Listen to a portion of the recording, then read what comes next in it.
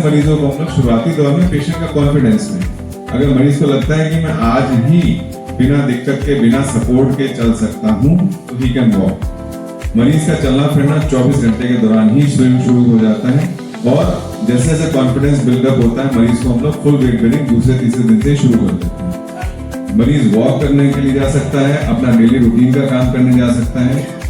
Replacement के जितने implant आते हैं उनकी लिमिटेशंस कुछ नहीं। लिमिटेड लोगों को लगता है कि भाई अब डॉक्टर साहब हमने ऑपरेशन करा लिया और दूसरे दिन एकदम तेज दौड़ने लग जाएंगे सब काम नहीं। जितना हड्डी का ऑपरेशन या जो भी रिप्लेसमेंट है जो भी प्रोसीजर किया गया है उसके साथ साथ उसी ऑपरेशन के द्वारा आपको रिहेबिलिटेशन यानी कि फिजियोथेरेपी करनी भी उतनी ही जरूरी है, क्योंकि आपके जोड़ों को चलाने के लिए जब तक मांसपेशियों की ताकत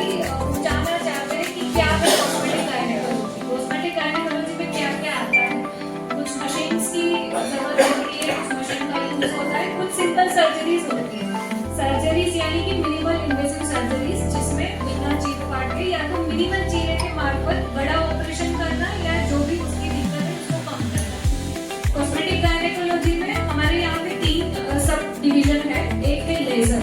लेजर यानी कि बहुत सारे लोग हैं जिसको पता होगा लेजर क्या है। उसका एक मशीन आता है, अभी हम डिस्प्ले में रख रहे हैं आप लोगों को दिखाने के लिए।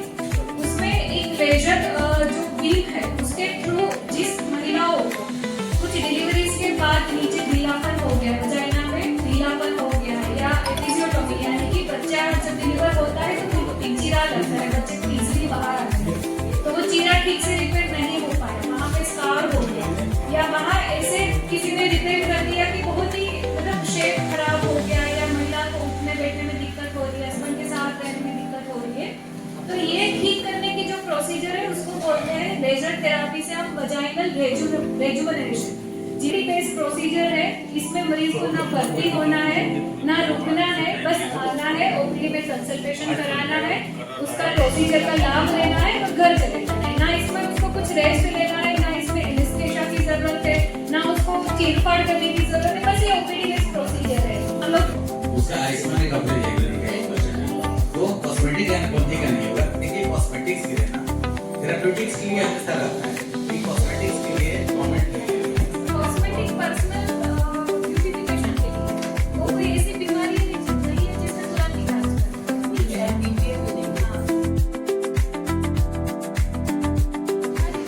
भी हम लोग नई मशीनें लेकर आए हैं। ऑर्थोपेडिक्स डिपार्टमेंट में 8 उसके रोबोटिक मशीन लेकर आए हैं जिसको द्वारा हम लोग जॉइंट रिप्लेसमेंट कर रहे हैं और इसका वर्कशॉप हम लोग 30 और 31 तारीख को कर रहे हैं और इसके लिए हमने प्रेस कॉन्फ्रेंस क्या होगी मशीन जो आप लाए हैं क्या खूबियाँ हैं उसमें? अच्छा, हमारे साथ रोबोटिक सर्जन डॉक्टर अख्तर बैठे हुए हैं।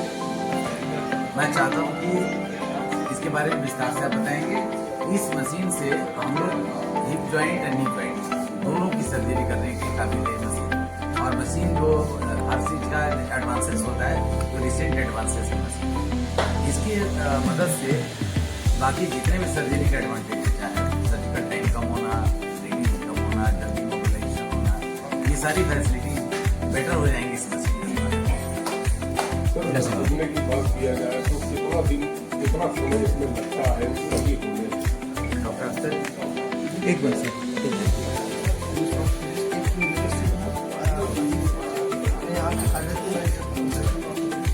ये जो रोबोटिक मशीन आई है गुड्डा प्रत्यारोपण, मैं थोड़ा सा इनके बारे में बताना चाहूँगा। आप बोलिएगा उस पर, लेकिन एक बोलिए आपका अपना परिचय करें। मैं डॉक्टर अख्तर अंसारी, मैंने अपना MS orthopaedics AIIMS new Delhi से किया है।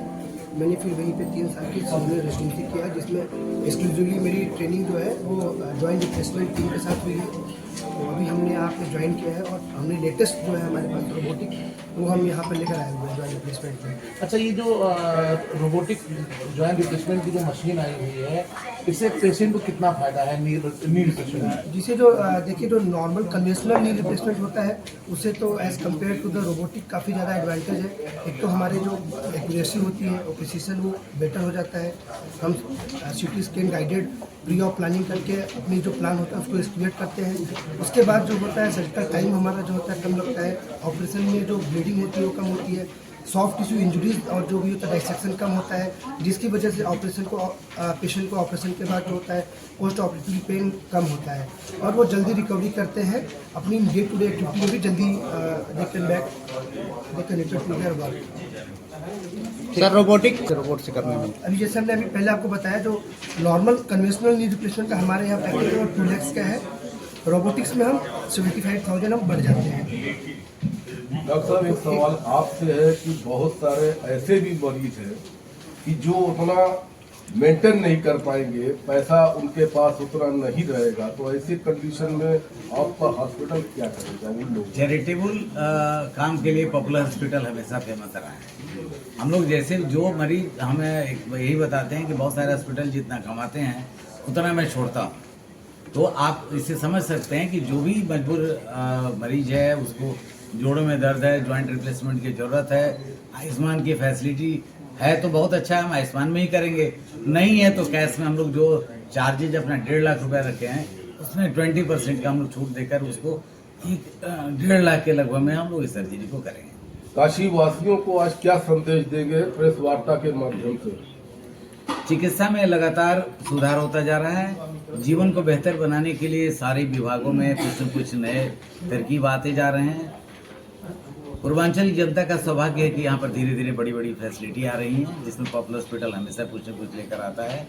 मैं संदेश ये देना चाहूँगा कि पहले अपने स्वास्थ्य को अच्छा रखने के लिए जितना भरपूर प्रयास हो के नॉर्मल वे में आप रखिए। अपना लाइफ स्टाइल, जितनी बीमारियां हैं, लाइफ डिसऑर्डर्स हैं, सबको दूर करिए। अपना जीवन शैली बेहतर करिए, खान पान अच्छा रखिए, समय से उठिए, समय सोइए, एक्सरसाइज करिए, नमक घी तेल का प्रयोग कम करिए, तनाव से मुक्त रहिए, सोने का टाइम अच्छा रखिए ताकि आप स्वस्थ रह सकें। लेकिन स्वास्थ्य में कहीं गिरावट आए तो आपका पहला कर्तव्य है कि जाकर के उचित चिकित्सालय में उचित डॉक्टर से आप अपनी टेस्ट कराएं और मेडिकल ट्रीटमेंट कराएं ताकि आप ज़्यादा बीमार न पड़ने पाए। आजकल देख रहे हैं कि तमाम बीमारियां फैलती जा रही हैं। नॉन कम्युनिकेबल डिजीज जैसे होता है, ब्रेन का बीमारी है, कार्डियक बीमारी है, ब्लड प्रेशर का बीमारी है, CAD कोरोनरी आर्टरी डिजीज है, ओबेसिटी है, कैंसर है, गुर्दे की बीमारी है और इस तरह से आपका स्टोन का, तरह तरह का स्टोन की बीमारियां हैं।